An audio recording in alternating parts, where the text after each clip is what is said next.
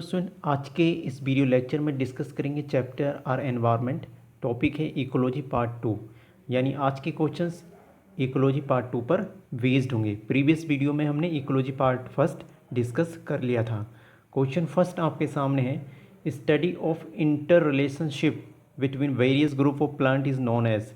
यानी कि पौधे के कई समुदायों का अपनी आसपास के वातावरण से जो रिश्ता होता है उसे कहते हैं। ऑप्शन फर्स्ट है आपके सामने ऑटकोलॉजी, यानी कि इसको बोलते हैं स्वपरिस्थितिकी। ऑप्शन बी है सिनकोलॉजी, इसे बोलते हैं समपरिस्थितिकी। एंड ऑप्शन सी है जीनकोलॉजी, यानी कि जीन परिस्थितिकी। ऑप्शन डी है नॉन ऑफ द अबव, यानी प्रयोग में से कोई नहीं। तो यहाँ पे जो स्टूडेंट हमारा सही आंसर होगा वो होगा ऑप्शन बी, यानी ये हमारा सही आंसर है। अब इसके बारे में आप कुछ और भी समझ लेंगे। किसी जीवों या पौधों के कई समुदायों का, यानी बहुत सारी कम्युनिटी का अपने आसपास के वातावरण से जो भी संबंध होता है उसे हम सिनकोलॉजी या फिर एक नाम और नया देते हैं कम्युनिटी इकोलॉजी। इसे हम कम्युनिटी इकोलॉजी के नाम से भी जानते हैं। ठीक है, तो इन बातों का आपको ध्यान रखना है। सिनकोलॉजी का मतलब है कम्युनिटी इकोलॉजी। अब ये जो शब्द दिया था ये शोराइटर और क्रिचनर ने 1896 में दिया था। ठीक है, आगे बढ़ते हैं नेक्स्ट क्वेश्चन की तरफ। तो क्वेश्चन नंबर 2 है आपके सामने, importance of ecosystem is in, यानी कि पारिस्थितिक तंत्र का महत्व है। ऑप्शन फर्स्ट है हमारे सामने cycling of some element and gases, यानी कि कुछ तत्वों एवं गैसों का चक्रीकरण। ऑप्शन बी है फ्लो ऑफ एनर्जी, यानी कि ऊर्जा का प्रवाह। ऑप्शन सी है बोथ, यानी ए और बी ऊपर दोनों वाले सही होंगे। ऑप्शन डी है नॉन, इनमें से कोई नहीं। तो यहाँ पे जो हमारा सही आंसर होगा स्टूडेंट, उसको आपको ध्यान रखना है। सही आंसर है कि सी ऑप्शन बोथ, ए और बी दोनों सही हैं, यानी कि cycling of some element and gases, option B flow of energy, दोनों सही बातें हैं। अब समझ लेंगे आप इकोसिस्टम के बारे में। इकोसिस्टम वह सिस्टम है जहाँ पर जैव और अजैव घटकों के बीच अंतर क्रियाएँ होती हैं और उसका हम स्टडी करते हैं। पारिस्थितिक तंत्र का महत्व उसके द्वारा किए गए कार्यों के कारण होता है।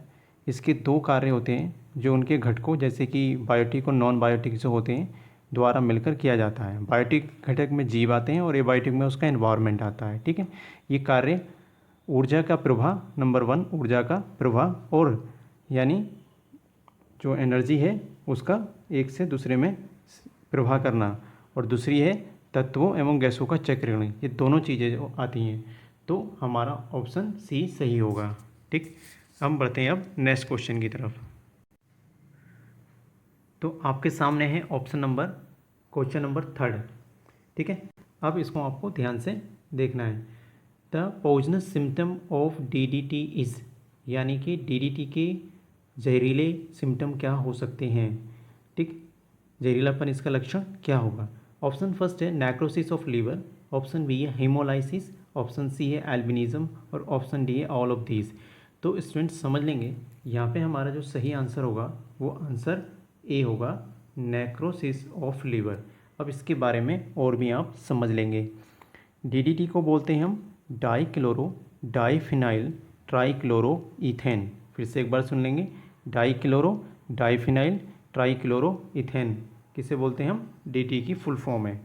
ये एक तरह का पेस्टिसाइड है जो कि आसानी से अपघटित नहीं होता, यानी डिग्रेडेबल नहीं होता, अतः इसे हम नॉन बायोडिग्रेडेबल भी कहते हैं। ये एनवायरनमेंट में यानी ज़मीन में, मृदा में एकत्रित होता रहता है, वहाँ से जीवों में पहुँचने लगता है। जैसे वाटर से फिश में जाएगा, छोटी फिश को बड़ी फिश खाएंगी, और फिश के बाद फिर बर्ड में चला जाएगा। ठीक है, और अगर फिश को हम खाते हैं तो हमारे बॉडी के फैटी टिश्यू में ये चला जाता है, और वहाँ से ये लीवर में एकत्र होकर नेक्रोसिस ऑफ लीवर, है ना, नेक्रोसिस ऑफ लीवर उत्पन्न करता है। इसके इस घातक प्रभाव के कारण बहुत सारे देशों में प्रतिबंध भी लगा दिया गया है। ठीक है, तो ये था क्वेश्चन नंबर 3। अब बढ़ते हैं हम आगे। तो ये है क्वेश्चन नंबर 4 आपके सामने। ठीक, इसमें बोला है nitrogen is a critical element of ecosystem because it is, यानी कि नाइट्रोजन पारिस्थितिक तंत्र का एक महत्वपूर्ण तत्व है क्योंकि ऑप्शन ए है इसेंशियल एलिमेंट, आवश्यक तत्व है। ऑप्शन बी है एविडेंट इन एटमॉस्फेयर, वातावरण में प्रचुर मात्रा में है। ऑप्शन सी है फिस्ड बाय माइक्रोब्स, यानी सूक्ष्म जीवों द्वारा स्थिरीकरण होता है। ऑप्शन डी है ऑल ऑफ दी अबव, उपरोक्त सभी। तो यहाँ पे हमारा जो सही आंसर होगा स्टूडेंट, उसको आपको ध्यान रखना है कि एसेंशियल एलिमेंट है, बिल्कुल सही है, क्योंकि हमारी बॉडी में प्रोटीन के अंदर पाया जाता है, प्लांट में भी प्रोटीन में होता है ना। एविडेंट इन एटमॉस्फेयर, ज़्यादा मात्रा में मिलता है, एटमॉस्फेयर में 78% लगभग मिलता है। फिस्ड बाई माइक्रोब्स, माइक्रोब्स के द्वारा फिस्ड होता है, यानी सब सही हैं। जो यहाँ पे हमारा सही आंसर होगा वो ऑप्शन डी हो जाएगा। अब इसके बारे में कुछ और भी आप समझ लेंगे। नाइट्रोजन एक इसेंशियल तत्व है, ये एटमॉस्फेयर में लगभग 78% पाया जाता है। मिट्टी में असंख्य सूक्ष्मजीव माइक्रोब्स जैसे जीवाणु यानी बैक्टीरिया एयर से, एटमॉस्फेयर से मुक्त नाइट्रोजन को कम्प्लेक्स कार्बनिक पदार्थ में बदल देते हैं। दलहनी फसलों की जड़ों में पाए जाने वाला बैक्टीरिया, उसका नाम है राइजोबियम लेग्यूमिनोसिरम, वायु से नाइट्रोजन को मृदा में फिक्स कर देता है और वो दलहनी पौधे की जड़ों के द्वारा पौधों के शरीर में चला जाता है, ठीक है, जिसे हम मृदा नाइट्रोजनीकरण भी कहते हैं, यानी नाइट्रोजन फिक्सेशन। जैव पदार्थों के लिए नाइट्रोजन चक्र बहुत आवश्यक क्रिया है, अतः नाइट्रोजन पारिस्थितिक तंत्र का एक महत्वपूर्ण तत्व है, यानी इकोसिस्टम का ये एक इम्पोर्टेंट एलिमेंट है।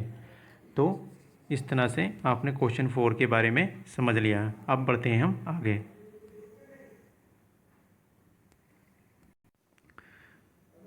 तो आपके सामने है question number 5, plant succession which start from saline condition is termed as, यानी पौधों में ऐसा अनुक्रम जो लवणीय स्थिति शुरू होता है उसको कहते हैं। अब ये सक्सेशन टर्म का मीनिंग है स्टूडेंट कि एक एरिया, एक जैसे पारिस्थितिक तंत्र है, वहाँ पर मान लो कि वहाँ पे जल भरा हुआ है और वो मृदा वाली भूमि में कन्वर्ट हो जाए, या मृदा वाला वाटर वाली भूमि में कन्वर्ट हो जाए, या फिर मृदा वाला जो है पूरा का पूरा किस में कन्वर्ट हो जाए, सेलाइन वाली में, तो इसको हम सक्सेशन बोलते हैं। यहाँ पे बोला है plant succession which start from saline condition. सेलाइन condition मतलब लवण की कंडीशन से जो स्टार्ट होता है स्टूडेंट, इसका जो सही आंसर होगा वो होगा हेलोसियर। हेलोसियर आप समझ में आ रहा है कि सेलाइन है, हेलाइन, यानी कि पारिस्थितिक में पौधों में ऐसे अनुक्रम को हम सेलाइन कंडीशन से शुरू करते हैं और ये लवणीय वातावरण में ही होता है, इसे हम हेलोसियर कहते हैं। ये सॉल्ट मार्स इसका एक मोस्ट इम्पोर्टेंट एग्जाम्पल है ना, जो दलदल होती है जिसमें नमक भी होता है, तो इसका एक अच्छा एग्जाम्पल है।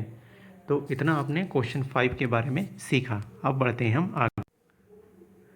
क्वेश्चन नंबर 6 आपके सामने है, the conversion of ammonia to nitrite and then to nitrate by microorganism present in the soil is called, यानी कि मृदा में उपस्थित सूक्ष्म जीवियों द्वारा अमोनिया का नाइट्राइट और फिर नाइट्रेट में बदलने को कहते हैं। यहाँ पे ऑप्शन फर्स्ट आपके सामने है नाइट्रिफिकेशन, ऑप्शन बी है अमोनिफिकेशन, ऑप्शन डी है नाइट्रेट रिडक्शन, ऑप्शन सी है नाइट्रेट रिडक्शन और ऑप्शन डी है नॉन ऑफ दी अबव।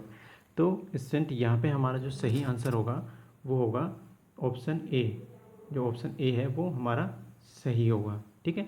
अब इसके बारे में आप समझ लीजिए कि नाइट्रिफिकेशन में क्या होता है। मृदा में नाइट्रोजन साइकिल के लिए नाइट्रिफिकेशन बहुत ज़रूरी है, जरूरी चरण है। मृदा में उपस्थित सूक्ष्म जीवों माइक्रो ऑर्गेनिज्म द्वारा अमोनिया का नाइट्राइट और फिर नाइट्रेट में बदल जाता है, जिसे हम नाइट्रिफिकेशन कहते हैं। ये 2 चरणों में होता है। पहले चरण में अमोनिया के ऑक्सीकरण से नाइट्राइट बनता है और जो नाइट्रोसोमनास, नाइट्रोकोकस आदि बैक्टीरिया की उपस्थिति में होता है। दूसरे चरण में, दूसरे स्टेप में नाइट्राइट की ऑक्सीडेशन से, ऑक्सीकरण से नाइट्रेट बनता है, ठीक है, जो कि नाइट्रोबैक्टर, नाइट्रोस्पाइरा आदि जीवाणुओं की उपस्थिति से संपन्न होता है, ठीक है। तो ये था क्वेश्चन 6 के बारे में। अब बढ़ते हैं हम आगे। अब आपके सामने है question number 7, a sedimentary type of bio geochemical cycle is, यानी कि एक अपशादी जीव भू रासायनिक चक्र होता है। तो इसमें स्टूडेंट देखो बायो भी आ रहा है, मतलब जो लिविंग हो, जियो पृथ्वी के लिए यानी सॉइल के लिए यूज़ करते हैं, और केमिकल्स के लिए। यहाँ पे ऑप्शन फर्स्ट है कार्बन साइकिल, ऑप्शन बी है हाइड्रोजन साइकिल, ऑप्शन सी है नाइट्रोजन साइकिल, और ऑप्शन डी है सल्फर साइकिल। हमारा जो सही आंसर होगा स्टूडेंट वो होगा सल्फर साइकिल। अब इसके बारे में आप और भी समझ लेंगे। तो जैव रासायनिक पदार्थों का जैव और अजैव तंत्र के बीच आदान प्रदान है ना, क्या कहलाता है? बायो जियो केमिकल साइकिल कहलाता है। ये अपने मुख्य स्रोत के आधार पर दो प्रकार के होते हैं। एक स्टूडेंट होते हैं गैसीय, ठीक है। जो गैसीय वाले होते हैं इनका मुख्य स्रोत जो होता है एटमॉस्फेयर होता है, ठीक है, या हाइड्रोस्फीयर होता है यानी जलमंडल।